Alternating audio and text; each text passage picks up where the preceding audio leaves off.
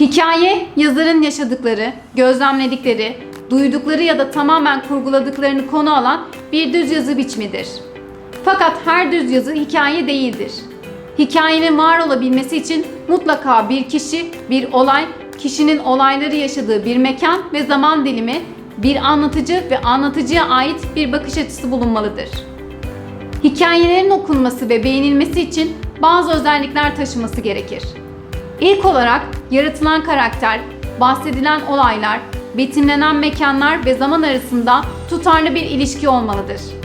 Şayet yaratılan karakter çok korkaksa ve öykü içerisinde karakterin bu özelliğini değiştirecek bir kırılma noktası verilmeksizin gece mezarlıkta korkusuzca gezdiğinden bahsedilirse, hikaye kendi içerisinde tutarsızlık sergiler ve gerçekliğini kaybeder.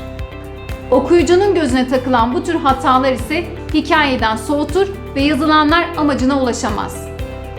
İkinci gereklilik ise dilin anlaşılır ve akıcı olmasıdır. Hikayenin kim tarafından okunacağını bilmek çok mümkün olmaz. Her ne kadar yazılırken hedeflenen bir kitle olsa da daima kitle dışı okuyucular ya da belirlenen kitle içerisinde düşünsel farklılıklar olacaktır. Bu sebeple herkesin anlayabileceği sade ve akıcı bir dil kullanmak en doğrusudur.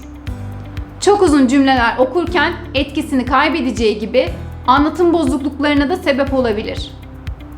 Hikaye yazarken uygulanacak en iyi teknik bir şablon hazırlamaktır.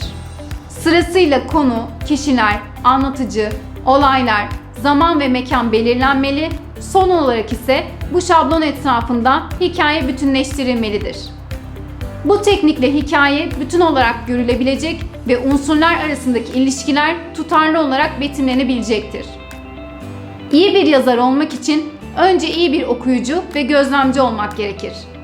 Gözlemlenen veya düşünenleri not almak ise hikaye yazarken konu, olay ve kişileri oluşturmak konusunda kolaylık sağlar. Ayrıca iyi hikayeler yazmaya giden yol sürekli yazmaktan geçer. Yazdıkça yazma becerileri gelişecektir.